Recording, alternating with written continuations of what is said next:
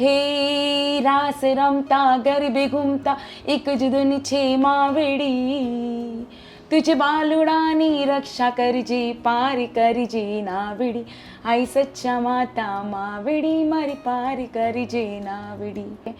અને સ્ત્રીને પણ આગળ વધવાનો હક છે.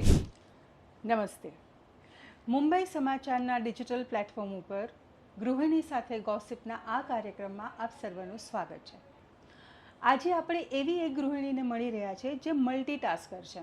તેઓ એક ફેશન કોરિયોગ્રાફર છે, ફેશન કોચ છે, ફેશન ડિરેક્ટર છે, સાથે સાથે ડાન્સ કોરિયોગ્રાફર બી છે. અને એમાં એમને એક ટાઇટલ મળ્યું છે ગરબા ગુરુનું. અને એટલા બધા એમની લાઈફમાં અપ્સ એન્ડ ડાઉન્સ આવ્યા છે, ઘણી વખત પડી ભાંગ્યા છે, અને પાછા અત્યારે સ્ટીલ શી ઇઝ રોકિંગ. અને તેઓ અત્યારે એમની ફિલ્ડમાં અવ્વલ નંબરે ઊભા છે. તો let's meet a very good friend of mind, Deepti Vora, જે બધા એમને ઓળખે જ છે. Hi Deepti, we welcome you in our show. Thank you so much. સૌ પ્રથમ હું મુંબઈ સમાચારનો આભાર માનું છું કે એમણે મને આ પ્લેટફોર્મ આપ્યું, અને હું તમારો આભાર માનું છું Khushbu. Thank you so much. આજે મારા લાઈફની ઘણી બધી વાતો તમારી સાથે કરવાનો મને અમૂલ્ય મોકો મળ્યો છે તે, અને સાથે સાથે આજે હું મારા મેમરીઝને પણ યાદ કરવાની છું, પાસ્ટ મેમરીઝને. અને એ હું તમારી સાથે શેર કરીશ. દીપ્તિ, એકચ્યુઅલી આ ડાન્સની શરૂઆત થઈ કેવી રીતે? સો ડાન્સની સફર મારા મમ્મીના થ્રુથી થઈ. નાની હતી ત્યારે મને ડાન્સનો ઘણો શોખ હતો. કાંઈ બી મ્યુઝિક વાગે કે કંઈ વાગે તો મારા બીટ્સ ચાલુ થઈ જતા, મારા ઓટોમેટિકલી મારા મોમેન્ટ્સ ચાલુ થઈ જતા હતા. તો 2-3 વર્ષની હતી ને એ મારી મમ્મીએ નોટિસ કર્યું. તો મમ્મીને ખબર પડી ગઈ કે આને ડાન્સ મ્યુઝિકમાં આને બહુ ગમે છે. અને એ સમયમાં એવું હતું ને કે બહુ હમણાં જે યુટ્યુબ છે, ઇન્સ્ટાગ્રામ છે, જેની ઉપર છોકરીઓ જોઈને પોતાનું કળાને આગળ વધારે છે. પણ એ સમયમાં એવું કોઈ પ્લેટફોર્મ નહોતું. ખાલી એક ચિત્રહાર અને છાયાગીત આવતું હતું, જે ખાલી દર બુધવારે અને દર રવિવારે આવતું હતું. તો એવું થતું કે એ જ્યારે ચાલુ થાય અને ત્યારે એ વેઇટ કરવામાં આવે કે આજે છાયાગીત છે, આજે ચિત્રહાર આવવાનું છે, તો એ સોંગ ચાલુ થાય. અને એ સોંગ ચાલુ થાય તો જોઈને હું પણ ડાન્સ કરતી હતી.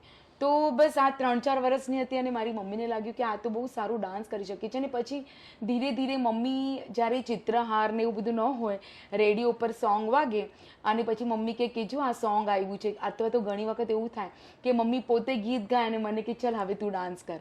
તો એવી રીતે મારો ડાન્સનો એક શોખ ને એક હજી આગળ એક પાંખ મળી થ્રુ માય મમ્મી. અને જેવી રીતે કે દર બાળકને જે એમનો આગળ વધારમાં મમ્મી પપ્પાનો જ હાથ હોય છે, એવી રીતે મને પણ આગળ વધારમાં જેવી મારા મમ્મી પપ્પાને ખબર પડી કે મારામાં ટેલેન્ટ છે, અને મારા મમ્મી પપ્પાને મને બહુ જ આગળ વધારવામાં એમણે સપોર્ટ કર્યું. સો મમ્મી પપ્પા સાથે સાથે મારી નાનપણની સૌથી પ્રથમ સખી એટલે કે મારી બેન, બસ અમે બંને બધે જ ઠેકાણે ભેગા જ રહેતા. અને ડાન્સની સફર પણ અમારા બંનેની ભેગી જ શરૂ થઈ, અને એનો પણ ઘણો જ સાથ છે મને પુશ કરવામાં. અને એક મોટી બેન હોય ને કે નાની બેનને પ્રોટેક્શન આપે. તો બસ એવી રીતે જ અમારી નાનપણ બહુ સારી મેમરીઝ સાથે અમારી આગળ થઈ છે. દીપ્તિ, પણ ત્યારે એવું નહોતું કે ગર્લ ચાઇલ્ડને ઓછું મહત્ત્વ આપે કે ઓછું શીખવાડીએ? કારણ કે પેરેન્ટ્સની પણ મેન્ટાલિટી એવી હોય કે મારું બાળક, એટલે તમે આઈ થિંક બંને દીકરીઓ જ છો, અને કે બોય ચાઇલ્ડ નથી, કે આગળ જઈને તો દીકરીના લગ્ન થઈ જશે તો એની આટલી બધી આપણે નવી વસ્તુઓ શીખવાડશું તો કશું કામ નહીં આવે. એટલે ત્યારનો જમાનો એ હતો, ભલે આપણા પેરેન્ટ્સ એવા નહોતા. તો did you face all that? હા, તો સાચી વાત છે કે એ જમાનામાં એવું હતું કે દીકરીઓને એટલું બધું આગળ વધારવામાં નહોતું આવડતું, અને છોકરાઓને વધારે મહત્ત્વ આપવામાં આવતું હતું. પણ એ સમયમાં પણ મારા મમ્મી પપ્પાએ અમને બંને બહેનોને બહુ જ સપોર્ટ કર્યો છે. ઘણા લોકો તો એમ કહેતા કે તમને તો ખાલી દીકરીઓ જ છે, પછી તમારું આગળ બુઢાપાનો સહારો શું? અને શું થશે. પણ એ જમાનામાં મારા મમ્મી પપ્પાનો એક જ વાત હતી કે અમે અમારી દીકરીઓને બંને દીકરીઓને એટલું સક્ષમ કરીએ કે એ ક્યારે પણ પોતાને એમ ન માને કે આજે મારી પાસે મારા ભાઈ નથી. એ બંને એકબીજા માટે ભાઈ બનીને રહે અને એટલું પોતાને સક્ષમ કરે કે તો એમણે મમ્મી પપ્પા એવી રીતે માનતા કે દીકરીઓને એટલું સક્ષમ બનાવો કે કોઈ બી પરિસ્થિતિમાં દુનિયામાં કોઈ બી જગ્યા ઉપર એ પાછા ન પડે અને એટલા બધા સ્ટ્રોંગ બનીને ઊભી રહે કે પોતાનો રસ્તો પોતે જ કાઢી લે. તો એ જ વસ્તુ મમ્મી પપ્પાએ અમારી બંને બહેનોને એટલું સ્ટ્રોંગ બનાવ્યું મેન્ટલી કે તમે બંને બહેનો છે ને તમારે બંને એકબીજાની પડખે ઊભું રહેવાનું છે ને એટલું સક્ષમ રહેવાનું છે કે તમે પરિસ્થિતિમાં કોઈ બી પરિસ્થિતિ આવે તમારી પાસે તમે એનો સામનો કરી શકો સારી રીતે, પોઝિટિવલી, બહુ જ સારી રીતે. તો મેન્ટલી એવી રીતે સ્ટ્રોંગ કર્યું અને બીજી રીતે એમણે એવી રીતે સ્ટ્રોંગ કર્યું કે તમારામાં જે ટેલેન્ટ છે એ ટેલેન્ટને તમે આગળ વધારો. અને દીકરી છે એનું મિનિંગ એમ નહીં કે ખાલી તમે ઘરે બેસીને રહો.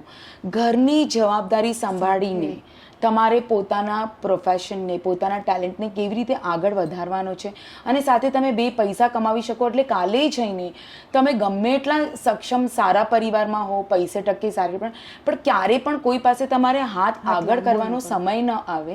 અને ભલે અમે લોકો બી બરોબર છે, અમે બી તમારી માટે બધું કરીને જ જઈશું, તમને બધું જ અમે કરી દઈશું, પણ એવું જ હોવે છે કે જિંદગીમાં ક્યારે પણ તમને હાથ આગળ કરવાનો વારો ન આવે.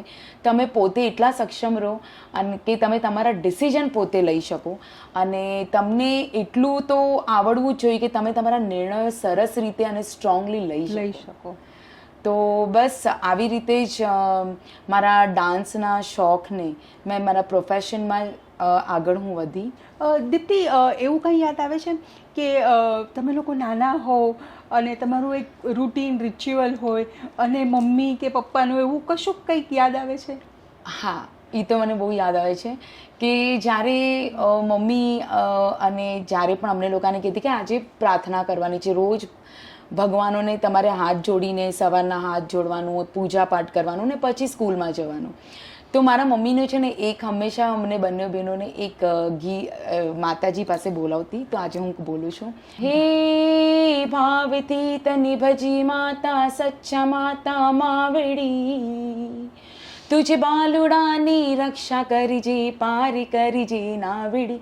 આઈ સચ્ચા માતા માવડી, મારી પારી કરજે નાવડી. હે રાસ રમતા ગરબે ઘૂમતા એક જ ધૂન છે માવડી, તુજ બાલુડાની રક્ષા કરજે, પારી કરજે નાવડી. આઈ સચ્ચા માતા માવડી, મારી પારી કરજે નાવડી. તો આ જ પ્રાર્થના હંમેશા કુળદેવી પાસે અમારી શરૂઆત થતી. અને આજે ખુશ્બુ, તું મને ઘણા વર્ષોથી જાણે છે તો તે જોયું હશે કે આજે મારું હર એક વસ્તુ રાસ રમતા ગરબે ઘૂમતા જ હું આગળ વધી છું.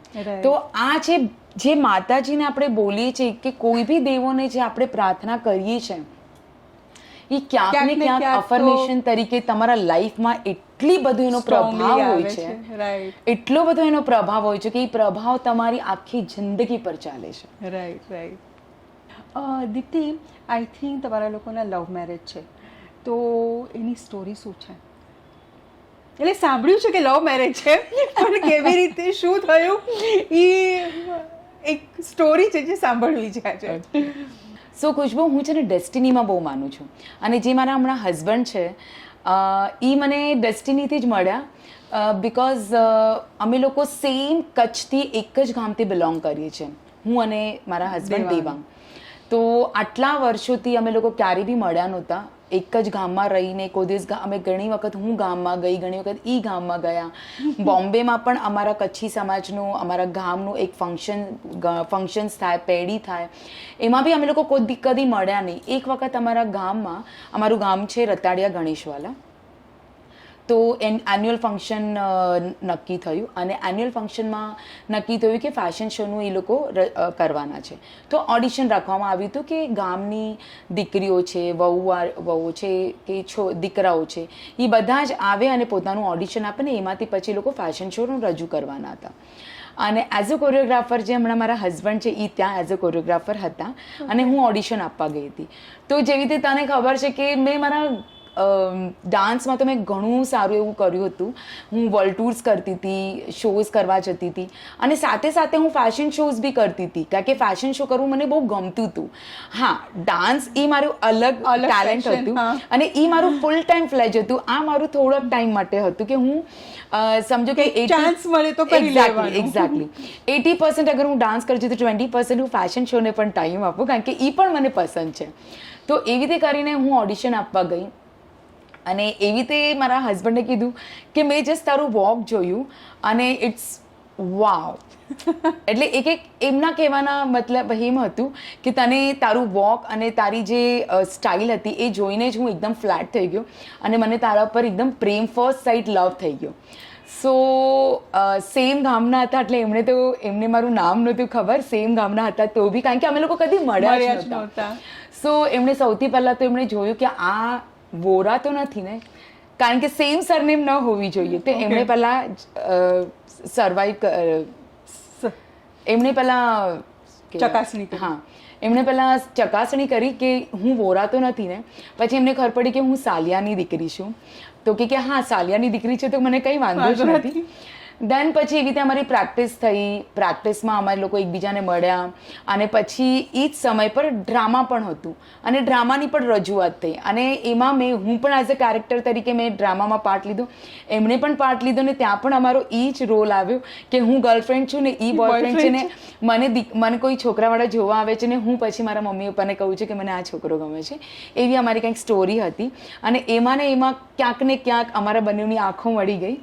સાથે સાથે પછી મને એમ થયું કે મમ્મી પપ્પાની બંને દીકરીઓ જ છે તો મારે કોઈ પણ ડિસિઝન મારા મમ્મી પપ્પાને હર્ટ કરીને નથી લેવું કારણ કે મારા મમ્મી પપ્પા કુંડલીને બહુ મહત્ત્વ આપતા હતા કે કુંડલી મળવી જોઈએ. કારણ કે એ ટાઈમ પર એવું હતું કે મારી મોટી બહેન છે એનું સગપણ જોઈ રહ્યા હતા અને એ ટાઈમ પર ગમે એટલું સારું સગપણ આવતું પણ મમ્મી પપ્પા પ્રાયોરિટી આપતી કે કુંડલી બધી બરોબર મળે છે કે નહીં. તો મને ખબર હતી. તો જ્યારે દેવાંગે મને પ્રપોઝ કર્યું એ ટાઈમ પર મેં એમને એમ કીધું કે પહેલાં સૌથી પ્રથમ તો હું હમણાં બહુ નાની છું, I am not on that stage કે હું આ બધી વસ્તુ કારણ કે મારે ફોકસ કરવું છે, મારે ડાન્સમાં બહુ બધું એક્સપ્લોર કરવું છે, મારે છે ને ઉડવું છે અને મારે ઘણું બધું કરવું છે. હું ભલે દીકરી છું પણ મને છે ને દીકરાની જેવું પણ રહેવું છે કારણ કે એ જમાનામાં છે ને ખુશ્બુ માતા પિતા હતા ને એ બોમ્બેની બહાર જવા બી નહોતા આપતા અને મને મારા મમ્મી પપ્પા પર એટલો સારો ગર્વ છે કે હું એમની દીકરી હતી કે એમણે એ સમય પર મને એટલી સારી ઉડાન આપી કે હા બેટા તું આઉટ ઓફ ઇન્ડિયા પણ જા ને ત્યાં પણ તારા ડાન્સના શોઝ કર. તો હું એ સમય પર એટલી બધી મેં વર્લ્ડ ટૂર્સ બી કરી. તો મારે એ ઘણું બધું કરવું હતું મારી લાઈફમાં. તો મેં કીધું મને આ બધું હમણાં નથી કરવું. તો એને કીધું કે કાંઈ નહીં, જસ્ટ બીકમ આપણે ખાલી ફ્રેન્ડ્સ રહીએ. એ પહેલાં અમે લોકો 2-3 વર્ષ બહુ સારા ફ્રેન્ડ્સ રહ્યા, એકબીજાને જાણ્યું. તો એ સમય પર એ બહુ સારા કોરિયોગ્રાફર હતા, બહુ સારા નિર્મલા નિકેતન છે, મલ્હાર કોમ્પિટિશન્સ છે, એ બધાના ફેશન શોઝના કોરિયોગ્રાફી કરતા હતા બહુ સારા લેવલ પર. તો ધીરે ધીરે એમણે કીધું કે એક કામ કર, તું થોડાક મારે ત્યાં પણ આવ અને મને બી થોડુંક હેલ્પ કર બેક સ્ટેજ. તું હમણાં સુધી તે as a model on stage કર્યું છે પણ જસ્ટ સી કે કેવી રીતે કોરિયોગ્રાફી થાય, બેક સ્ટેજ કેવી રીતે કરાય, મોડલ્સનું કેવી રીતે, ઘણું બધું નાની નાની વસ્તુ હોય કે આવી રીતે ડિઝાઇન્સના કપડાં છે તો આપણે કેવી રીતે રાખવાના છે, એઝ અ લાઇટ્સ કેવી રીતે આપવાની છે ને બધું. અને એમને પછી મેં હેલ્પ કરતાં મને એ પણ શીખવા મળ્યું કે ફેશનની કોરિયોગ્રાફી કેવી રીતે થાય. કારણ કે ડાન્સની કોરિયોગ્રાફી તો મને ખબર જ હતી પણ ફેશન કોરિયોગ્રાફી પણ એમ જોવા જઈએ તો મારા હસબન્ડ થ્રુથી મને શીખવા મળ્યું અને એવી રીતે અમારી લવ સ્ટોરી સ્ટાર્ટ થઈ. અને આજે અમે લોકો બહુ સરસ 25 વર્ષ હમણાં મારા લગ્નને સિલ્વર જ્યુબલી. યસ. તો 25 વર્ષથી અમે લોકો બંને બહુ જ સારી રીતે અમારા ઘર સંસારને આગળ વધાર્યો છે. દીપ્તિ, એઝ યુ સેડ કે બહુ બધું કરવાની ઈચ્છા હતી, બહુ બધું કર્યું. પેરેન્ટ્સ લગ્ન પહેલાં ઘણું બધું ઓપોર્ચ્યુનિટી આવી જેને માણી કરી પણ લગ્ન થઈ જાય પછી એક લિમિટેશન તો આવી જ જાય છે. તો લગ્ન પછી આ બધું કામ ચાલુ રાખ્યું હતું? હા ખુશ્બુ, જે મેં હમણાં જ કીધું કે મારા લગ્નને 25 યર્સ કમ્પ્લીટ થયા અને 25 વર્ષ પહેલાંનો જમાનો કંઈક અલગ જ હતું કે તો બસ એ જ હતું કે મારા સાસરિયાવાળાએ પણ મને એમ જ કીધું કે હવે તમે તમારા મમ્મી પપ્પાના ઘરે ઘણું સારું એવું આગળ વધ્યા, હવે ઘરની જવાબદારીઓ સમજો, સંભાળો અને ઘરના કામને બી સંભાળો. તો બસ એમણે એમ કીધું હતું કે તમે હવે કમ્પ્લીટલી આમ એક હોમ મેકર તરીકે તમે હવે તમારું કેરેક્ટર અહીંયા ભજવું. તો પહેલાં તો આપણે એવી રીતે હતું કે હું એટલી બધી આંધળી હતી મારા પ્રેમમાં, તો મને એવું લાગે કે ધીસ ઇઝ લાઈક મારી માટે બહુ ઇઝી છે, ખાલી 24 કલાક હું ઘરમાં બેસી રહીશ, હું ઘરનું કામ કરી લઈશ. But after some time I realise કે જે અંદરનું જે મારું આર્ટિસ્ટ છે એને ક્યાં રાખવું?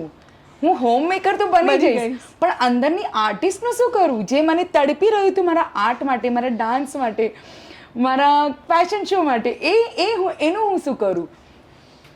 દેન ધીરે સમય વીતતો ગયો. 1 વર્ષ થયું, મારો 1.5 વર્ષ થયું, 1.5 વર્ષ થયા મારા. 2 વર્ષે મારો મોટો દીકરો મને આવ્યો.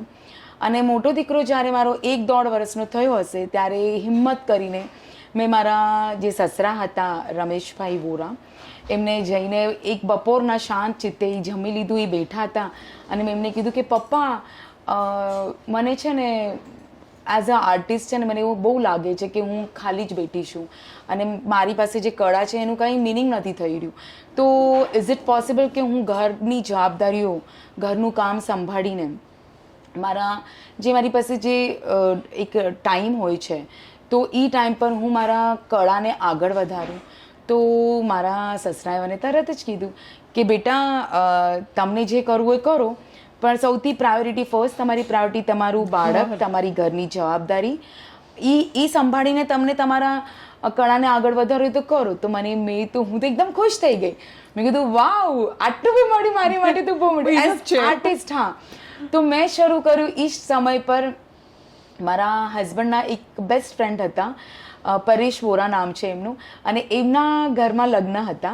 તો એમને ખબર હતી કે હું બહુ સારી કોરિયોગ્રાફર, બહુ સારી પરફોર્મર, ડાન્સ પરફોર્મર હતી.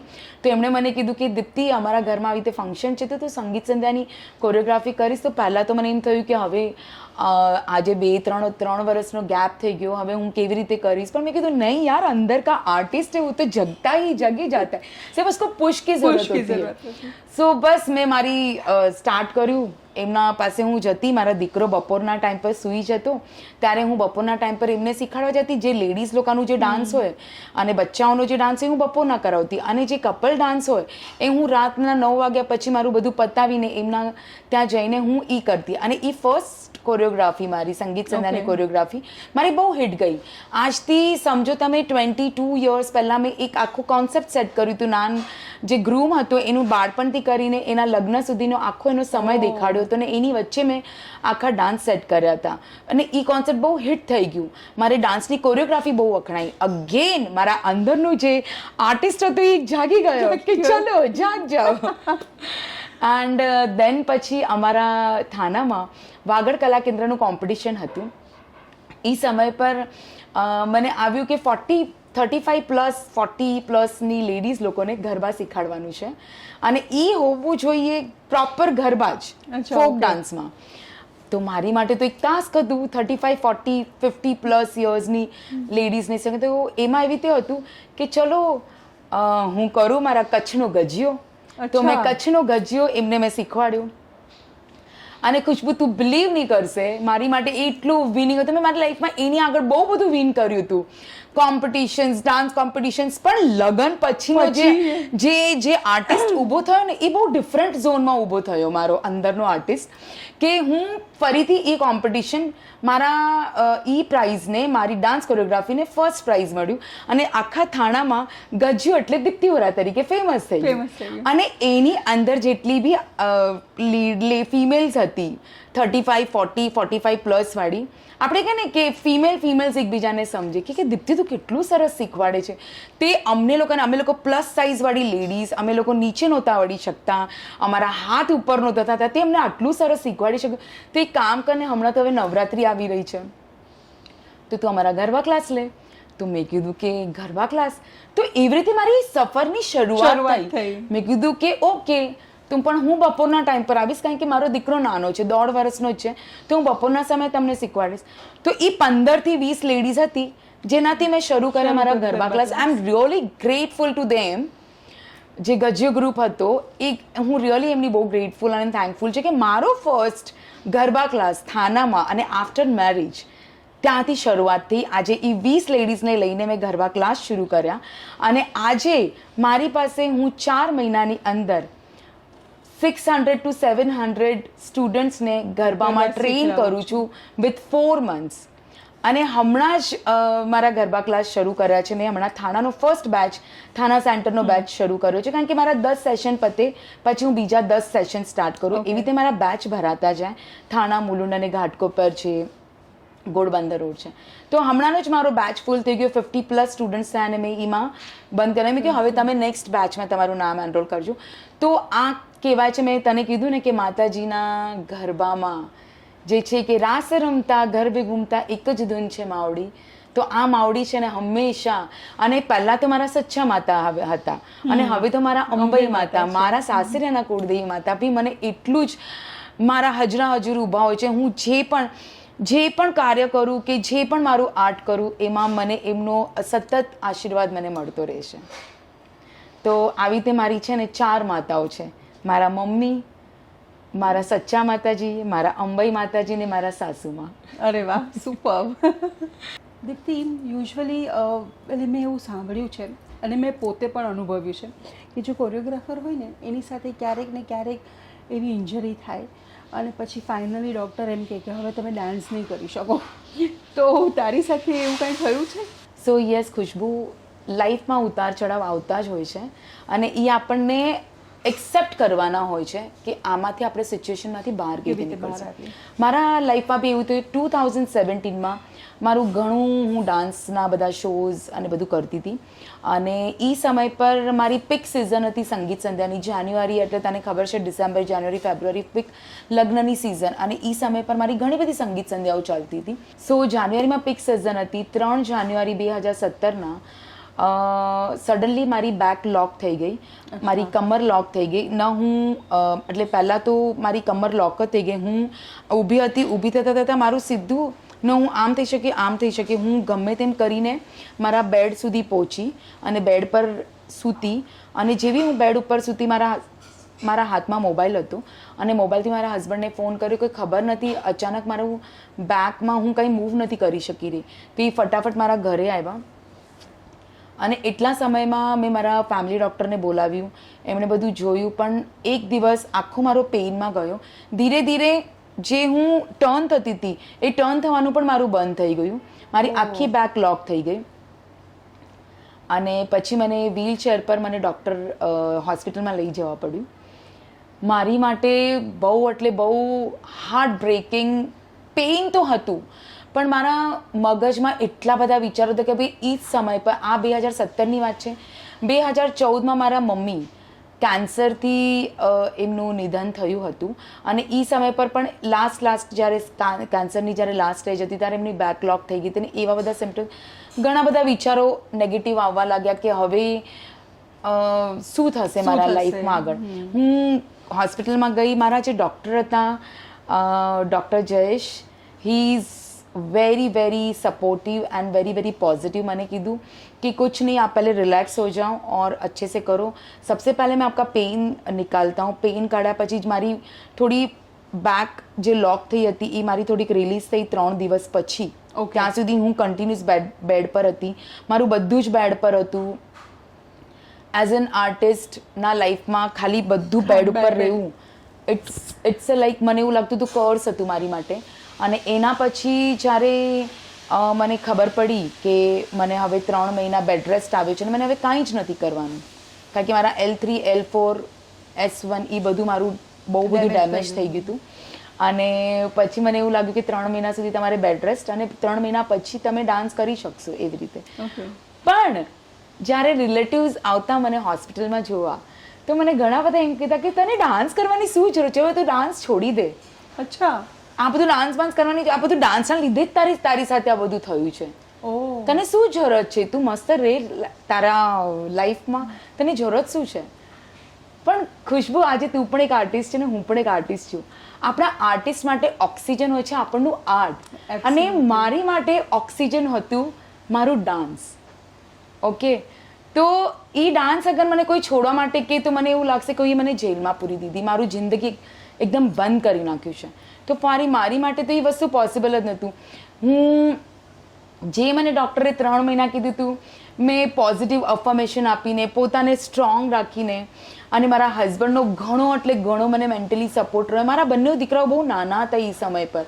મારો નાનો દીકરો ખાસ હાર્ડલી 5 વર્ષનો હતો, મોટો દીકરો 11 વર્ષનો હતો. પણ આ 2 દીકરાઓ મારા અને મારો હસબન્ડ, એ લોકોએ મને એટલો મેન્ટલી સપોર્ટ કર્યો છે. મારા કાલા મારો બંને દીકરાઓ કે મમ્મા તું તો ફરીથી તારે ડાન્સ કરવાનું છે, તું ફટાફટ આ ખાઈ લે, તું આ કરી લે. એવી રીતે એ લોકોએ મને સપોર્ટ કર્યો.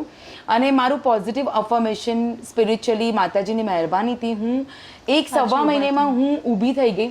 અને જ્યારે મારા સંગીત સંધ્યાના શોમાં જ્યારે હું જતી દેખાવા લાગી, મારા શોમાં બધા અચંબામાં હતા કે આ શું છે, આ તો 3 મહિના કેવી રીતે ઊભી થઈ ગઈ, કેવી રીતે ઊભી થઈ ગઈ. પણ જ્યાં એક હોય છે ને કે મને બસ મારે કરવું જ છે, મનોબળ, એક વિલ પાવર મારે કરવું જ છે ને હું કરીને જ રહીશ. કરેક્ટ. આજે આપણે કહે ને કે અગર સ્ત્રી ધારે તો બધું જ કરી શકે, તો આ એક એ જ વસ્તુ છે કે સ્ત્રી ધારે તો બધું જ કરી શકે છે. કે અગર આપણે કહે ને કે હમણાં ચંદ્ર પર પણ ગઈ સ્ત્રી, અને દુનિયાના કોઈ બી ખૂણા પર જઈને આપણે આપણું અસ્તિત્વ રાખી શકીએ. અને બસ મારી સાથે પણ ઈ જ થયું. તો અને સાથે સાથે હમણાં 2 વર્ષ પહેલા જ ફરીથી મારી સાથે એક ઇન્જરી થઈ.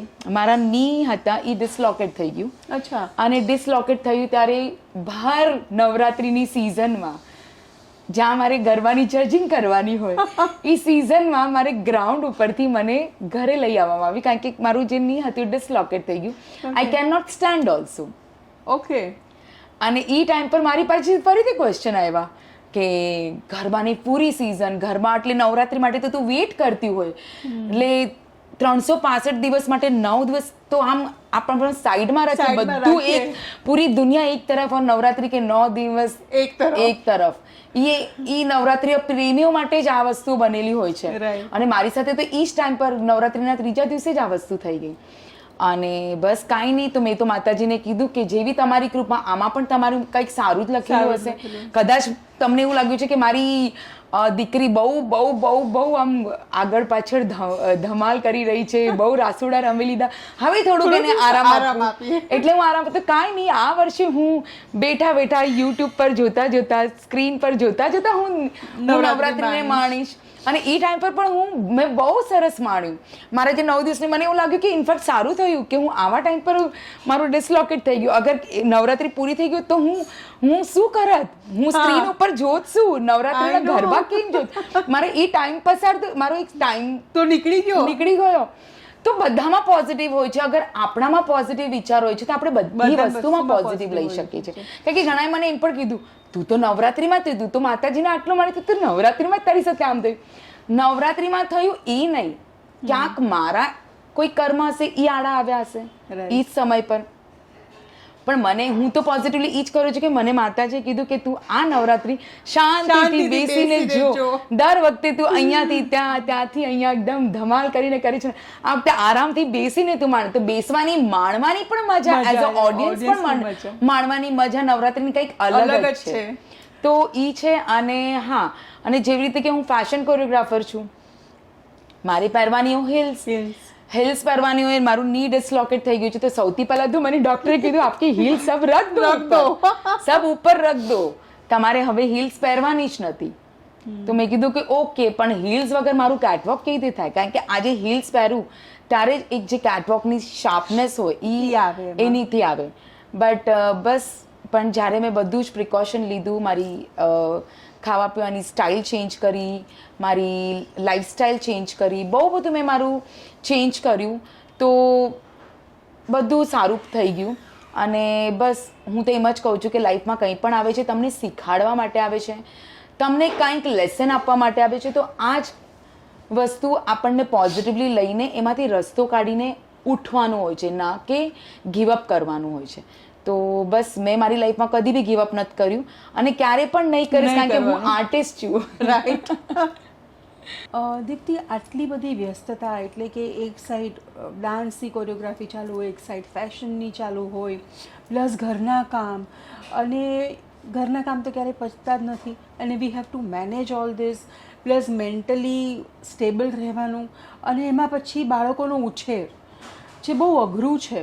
આ બધા ઘરના કામ સાથે, બહારના કામ સાથે બાળકોનો ઉછેર કરવો પણ ડેફિનેટલી અશક્ય તો નથી જ, પણ એમાં છે ને એક પોઝિટિવ માઇન્ડસેટ સાથે આપણે બાળકો સાથે વર્તવું પડે.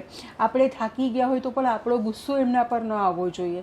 તો આ ક્યારેક છે ને આપણે આમ કહીએ ને, આપણે સ્પ્લિટ પર્સનાલિટી બધી સ્ત્રીઓ કરતી હોય છે.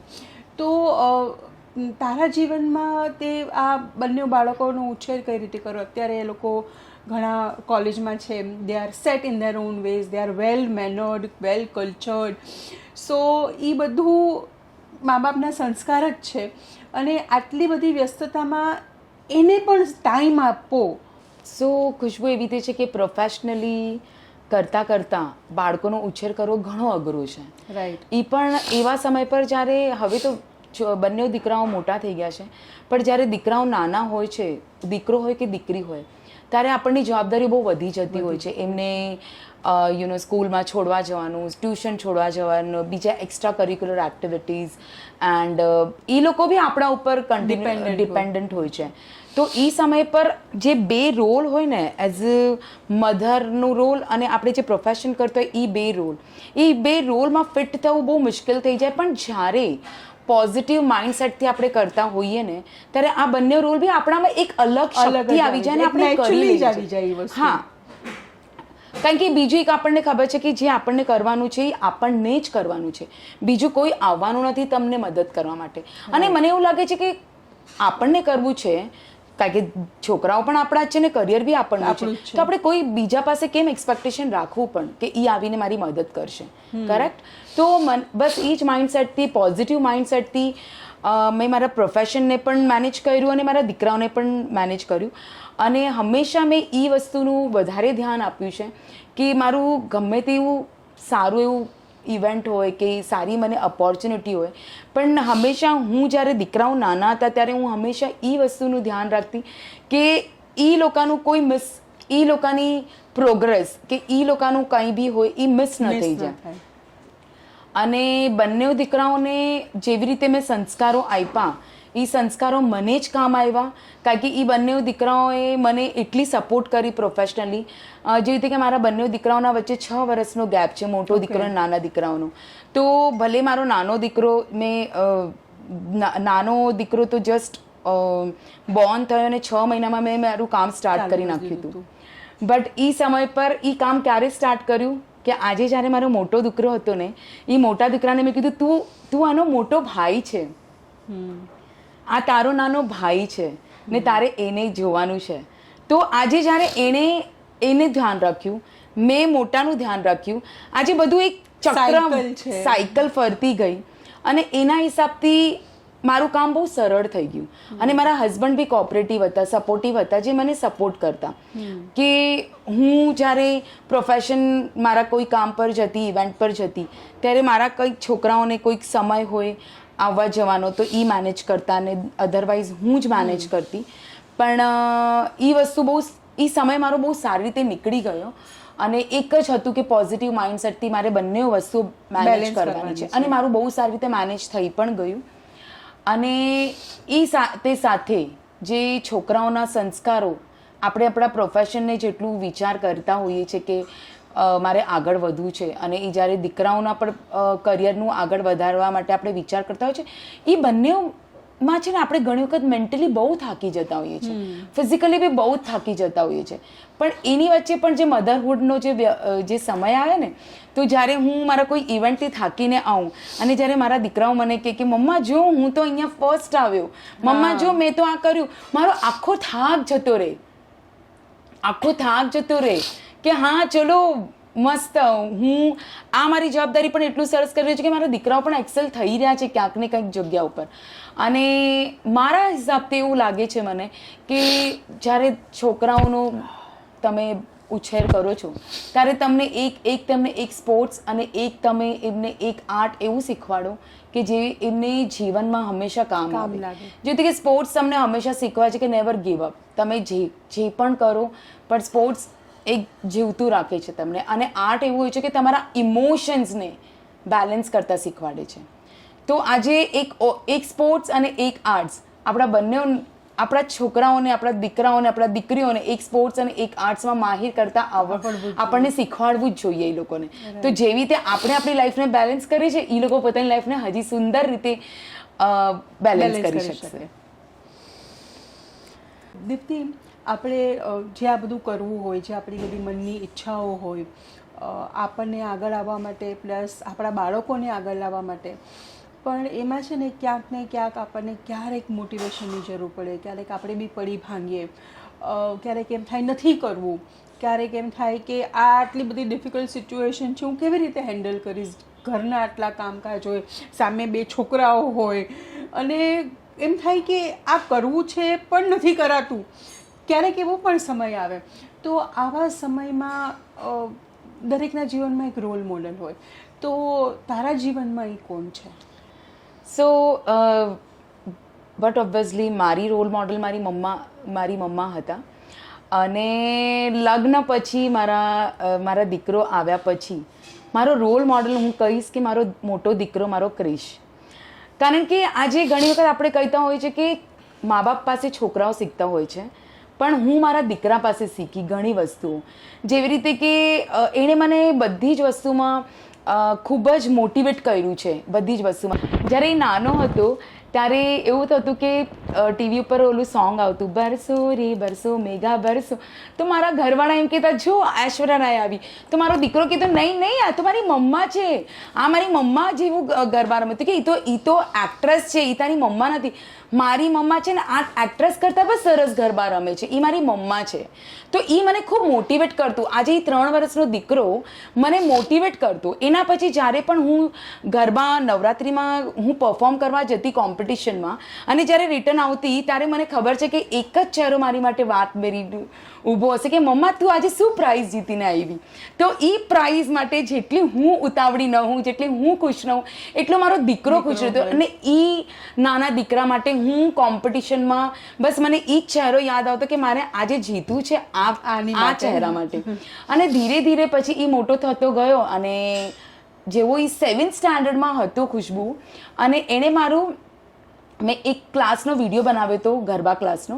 અને એણે એ વિડીયો મારી યુટ્યુબની ચેનલ ઓપન કરી, જે મને ખબર જ નહોતી. અને એણે યુટ્યુબની ચેનલ ઓપન કરી ને મારો એ વિડીયો નાખી દીધો. અને એ વિડીયો સીધો 1 મિલિયનમાં જતો રહ્યો. જ્યારે મને લોકોના મેસેજીસ આવવા લાગ્યા, મને ખબર પડી, તો મેં કીધું કે મારો વિડીયો આવી રીતે. એન્ડ દેન પછી એણે મને કીધું કે મમ્મા હવે યુટ્યુબનો જમાનો છે, મમ્મા તારું ટેલેન્ટ, તારું આર્ટ છે ને હવે વર્લ્ડ વાઇડ દેખાવું જોઈએ, બધાને ખબર પડવી જોઈએ કે તારી પાસે આટલું મસ્ત ગરબાનું કલા છે. તો મને ખબર જ નથી. તો એણે મારી માટે યુટ્યુબ કર્યું. પછી મેં યુટ્યુબ પર વિડીયોઝ નાખવાના સ્ટાર્ટ કર્યા. આફ્ટર દેટ એણે મને કીધું કે મમ્મા હવે ઇન્સ્ટાનો જમાનો છે, તું તારા ગરબાના વિડીયોઝ, તારા ફેશન શોના વિડીયોઝ, તું ટ્રેન કરે છે, એ બધા વિડીયોઝ તું તારા ઇન્સ્ટા પર નાખ. હવે ઇન્સ્ટા પરથી ઘણી ઓપોર્ચ્યુનિટીઝ આવે છે. મેં ઇન્સ્ટાગ્રામ પણ એણે જ મારું અકાઉન્ટ ઓપન કર્યું. અને મેં ઇન્સ્ટા પર એણે જ મને કીધું કે મમ્મા આવી રીતે બધું પોસ્ટ કરવાનું હોય, આવી રીતે નાખવાનું હોય. And then I started all the. આજે મારા ફોલોઅર્સ બી ઘણા બધા વધી ગયા. એમાંથી મને ઇન્ફ્લુઅન્સર્સની પણ મને તક મળી. તો આજે ઓવરઓલ જે દીપ્તિ વોરાને બનાવવામાં આવ્યું, ગરબા ગુરુ, રનવે એક્સપર્ટ, કોરિયોગ્રાફર, એ બધું જ્યારે હું બનતી ગઈ ધીરે ધીરે, આટલા બધા જે ડેઝિગ્નેશન હતા એ ડેઝિગ્નેશન ધીરે ધીરે મારા દીકરાએ મારી માટે કરતો ગયો કે મમ્મા તારે આ કરવાનું છે. મારું માઇન્ડસેટ જે મારી મમ્મી કરતા હતા, મારા મમ્મીના ગયા પછી મારો દીકરો મારું માઇન્ડસેટ કરતો ગયો કે મમ્મા તારે આ કરવાનું છે.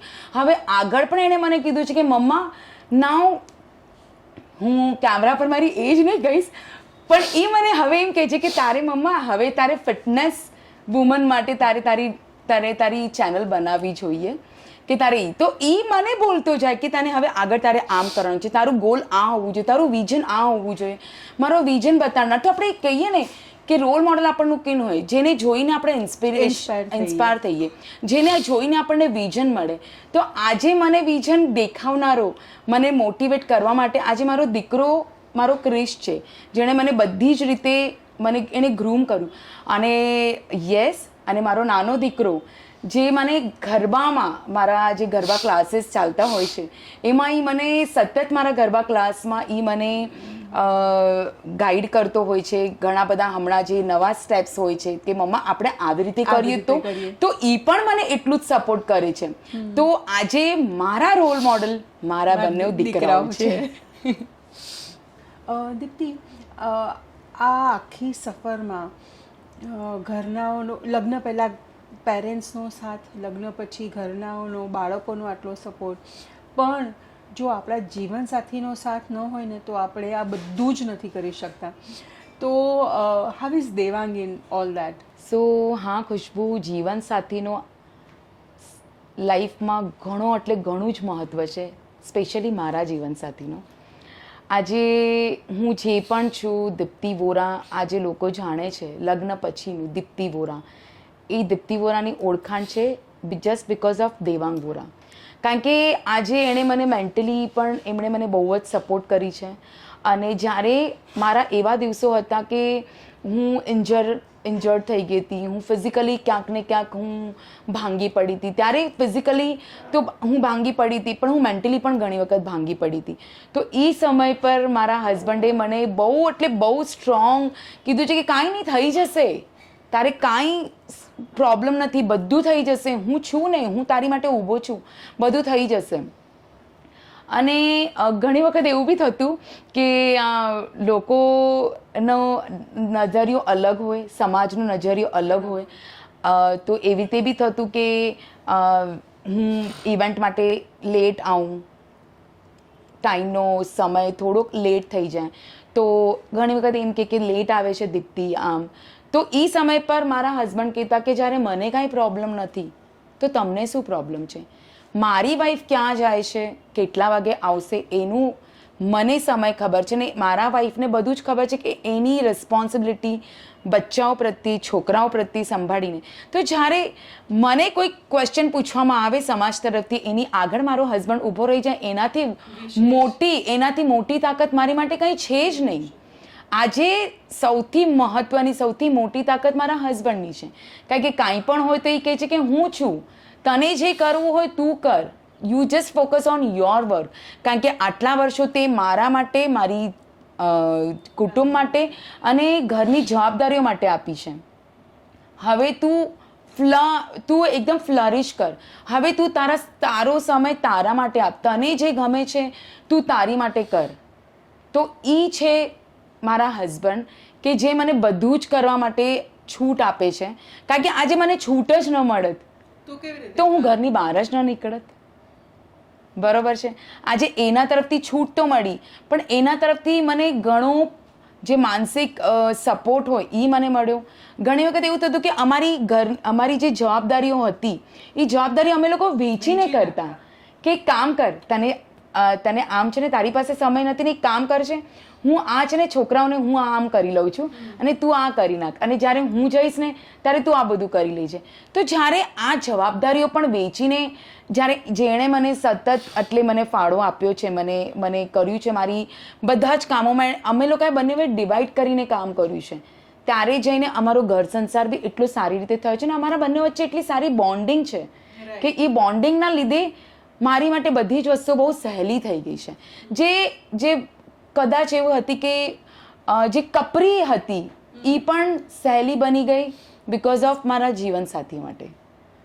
તો બસ આજે હું એ જ વિચાર કરું છું કે જેવો મને મારો જીવનસાથી મળ્યો એવો જીવનસાથી દરેક સ્ત્રીને મળે તો એ આગળ વધી શકે અને સ્ત્રીને પણ આગળ વધવાનો હક છે. દીપ્તિની સફરમાં તેને ઘણા એવોર્ડ અને ખિતાબો મળ્યા, પરંતુ અમુક દિલને સ્પર્શી જાય એવા છે. જેમ કે 2026માં તેને અબ્દુલ કલામ એવોર્ડ મળ્યો. અષાઢી બીજના દિવસે કલા ક્ષેત્ર તરફથી કચ્છ પાઘડી એવોર્ડ, તેમજ 2026માં માર્ચ મહિનામાં સ્વદેશી રનવેમાં 700 જેટલી મોડલને સ્વદેશી કપડાં પહેરાવીને રેમ્પ વોક કરાવ્યું. તેમણે રનવે કોરિયોગ્રાફર તરીકે London book of world record સર્જ્યો. કેવો લાગ્યો આ એપિસોડ? દીપ્તિની સફર પરથી આજે આપણે એ જાણ્યું કે જીવનમાં ઘણા ઉતાર ચઢાવ આવે, ઘણી વખત આપણે પડી ભાંગીએ, પણ આપણા મનોબળથી, આપણા દ્રઢ વિશ્વાસથી આપણે ઊભા થઈ શકીએ છીએ. સાથે પરિવારનો સાથ, જીવનસાથીનો સાથ, બાળકો એઝ અ રોલ મોડેલ, અને કશું જ કરવું ઇમ્પોસિબલ નથી જો આપણે ધારીએ કે આપણે કરવું જ છે અને આગળ આવવું જ છે. તો આવી જ બધી સ્ટોરી માટે અમારી ચેનલને લાઈક અને સબસ્ક્રાઈબ કરો. નમસ્તે, હું છું ખુશ્બુ અને કેમેરામેન રમેશ ખોડલેકર સાથે મારું, તમારું અને સતત ધબકતું મુંબઈ સમાચારની સાથે.